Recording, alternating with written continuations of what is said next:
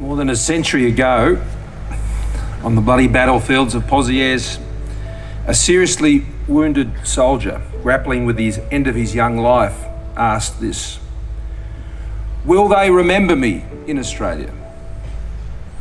Today we come together to answer that question once again and say in the stillness before the dawn, yes, we remember. Australia always has, and Australia always will. My grandfather returned from World War II. Growing up, Pop spoke little, if anything, of his service in the Second World War, like so many of his generation. My grandmother Marty would tell me he would wake in the middle of the night. I would ask Pop during our walks together when I was young, but these were not stories he wanted an innocent boy to know, let alone ever experience. His service was one of duty, not adventure. ANZAC Day was part of the calendar of his life. He would meet with his mates, march quietly at the beachside parade. His reflections of the war were personal and private, and he carried them with him every day. It was Brigadier Jason Blaine, an Afghanistan veteran, who said, "I don't think you ever come home without ever leaving a part of yourself still there." Few remain now of my grandfather's generation, the ones who fought with the Allies at Tobruk and Koda, in the skies above Europe, who suffered in the POW camps and who defended us in hostile waters nearer to home.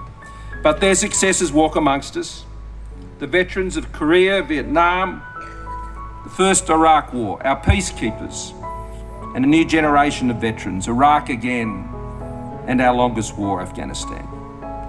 Today, we remember soldiers like Private Benjamin Renato, who served as part of the 1st Battalion based here in Townsville. He was 22 years of age when he fell in Afghanistan, struck by an IED while on a mission to disrupt a bomb-making operation north of Tarin Kowt.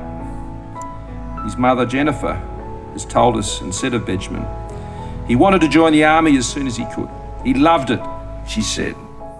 He sort of had two families. He had us when he came home, and he had his family to go home to in Townsville. The 1RAR boys, they were his family as well. You know, whether it be in Afghanistan or in generations before, the story of Australia's sacrifice in war is also the story of the quiet and deep and personal struggles the families left behind. I met Bree Till 10 years ago. Her husband of less than a year, Sergeant Brett Till, was also killed. He was part of the Incident Response Regiment. He was just 31 in Afghanistan. Brett and Bree had lived together in our community with Brett's young children. They were expecting their first child when Brett was killed. To be carrying a child with all your hopes and to be experiencing the worst possible grief required unimaginable strength.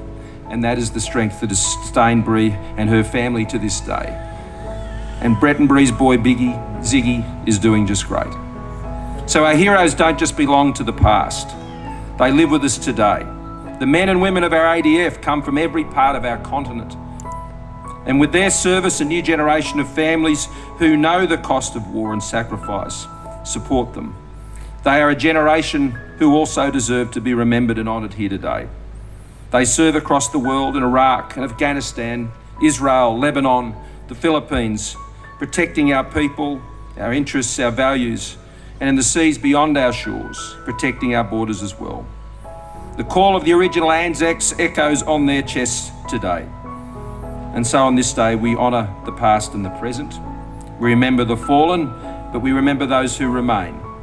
Veterans learning to live with the scars, the absences, memories only their ADF mates will understand. Families whose loved ones died on battlefields, kids growing up without their parents, with only the photos, only the stories, and the women and men who serve today here in this great city of Townsville, throughout Australia and elsewhere in the world. So we remember and we are grateful. And in the words of the poet Dame Mary Gilmore, and she wouldn't mind me updating it, this is the day of men greater and women greater than kings and queens. For them the drums of time shall ever beat, and at their tomb death stands with fallen wings. They shall not know decay, for down the years the bugles shall declare their full renown. Though in the eyes of grief may brim the tears, above grief stands a pride tears cannot drown.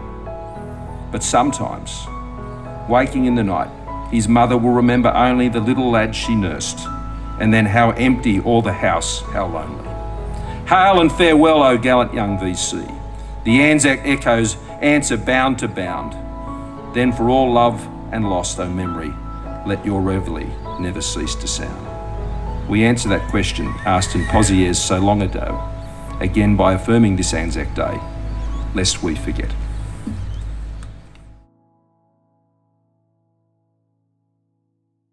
Authorised by S. Morrison, Liberal Party, Canberra.